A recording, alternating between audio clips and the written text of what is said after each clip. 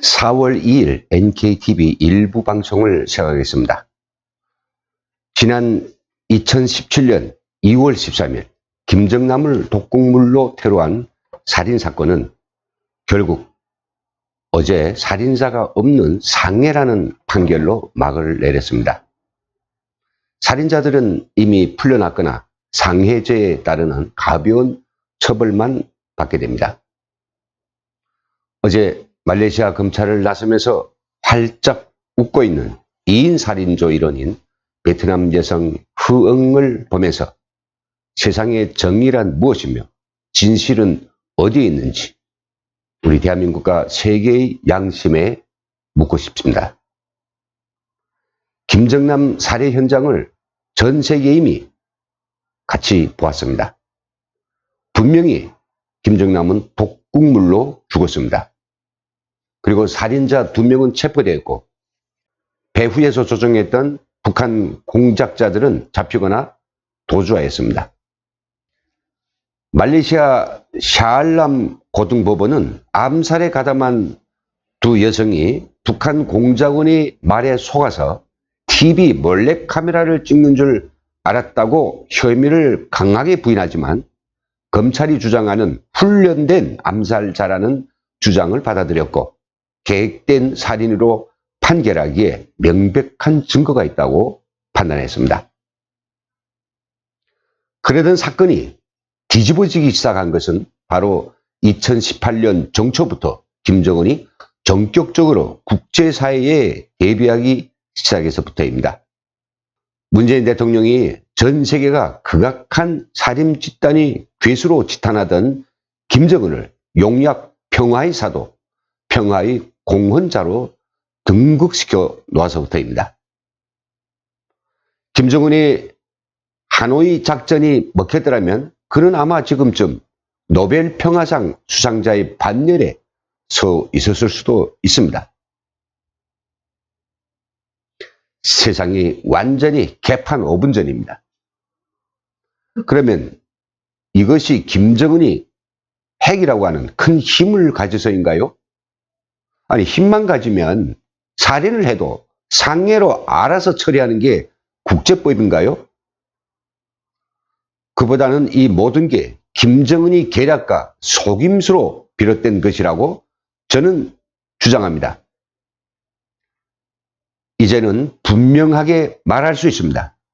김정은이 작년 정초부터 갑자기 돌변하여 남북한의 평화와 비핵화를 제창하고 나섰던 것은 이 살인사건과 결코 무관하지 않습니다.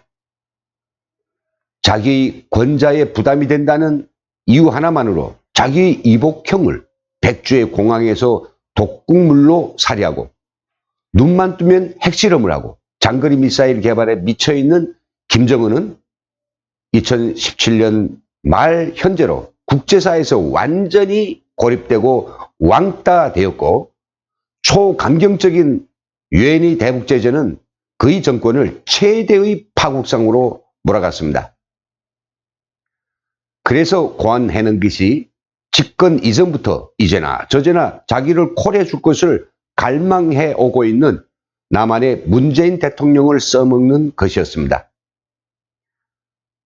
사실 비핵화가 아니라 비핵화 의지라는 단어만 던져주었는데도 문재인 대통령이 알아서 국제사회에 대대적으로 홍보해 주었고 또 미국으로 가서 트럼프 대통령에게 김정은을 보증해 주었습니다.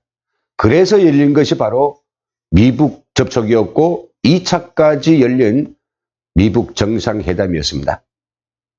한국과 미국이 북한하고 아주 잘 놀고 있는데 북한을 순치 관계라고 일컫는 중국이 가만히 있을 리가 없었습니다. 시진핑은 바로 장성택, 김정남과 같은 친중국 인사들을 모두 숙청한 김정은에 대한 분노를 깔아앉히고 황급히 그를 베이징으로 불러들이기 시작했습니다. 김정은은 문재인 대통령이 보증과 보좌로 결국에는 세계의 유일 초대국의 대통령과 맞짱을 뜨는 인생 최고의 드라마를 연출해냈습니다. 그러자 그의 몸값은 순식간에 치솟았고 살인자의 피 비린내는 바로 평화의 향수로 오버랩됐습니다. 문재인 대통령이 15만 평양 시민들 앞에서 한 연설은 김정은은 결코 살인자가 아니라 인민의 위대한 지도자라고 보증서기에 충분하였습니다. 인권 변호사인 문재인 대통령은 극악한 살인자를 변호하여 세상에 대고 이렇게 증언하였습니다. 북한 주민들을 잘 살게 하려고 민족의 새로운 미래를 향해 뚜벅뚜벅 걷고 있는 여러분의 지도자 김정은 국무위원장께 아낌없는 찬사와 박수를 보냅니다. 평양시민 여러분, 동포 여러분, 이번 방문에서 나는 평양의 놀라운 발전상을 보았습니다. 김정은 위원장과 북녘 동포들이 어떤 나라를 만들어 나가고자 하는지 가슴 뜨겁게 보았습니다. 얼마나 민족의 화해와 평화를 갈망하고 있는지 절실하게 확인했습니다. 어려운 시절에도 민족의 자존심을 지키며 끝끝내 스스로 일어서고자 하는 불굴의 용기를 보았습니다. 이 연설을 들은 말레이시아 총리는 물론 검찰과 법관 그리고 순수한 세계인들은 어떤 생각을 하였을까요?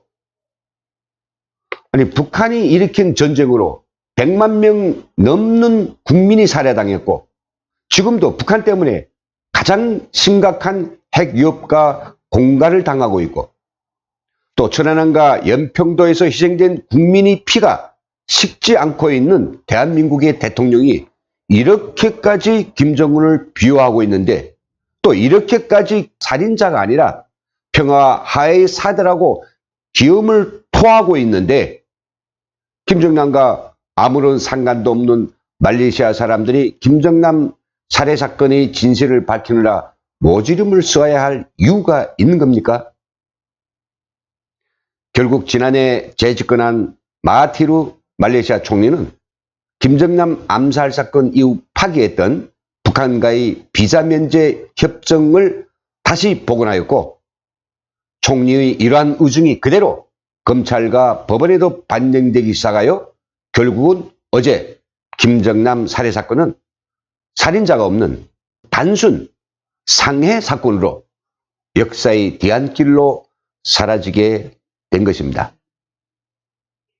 이 시점에서 저는 인권 변호사 문재인 대통령에게 묻습니다. 당신이 보증을 선 김정은은 정말 김정남 살해자가 맞습니까? 아닙니까?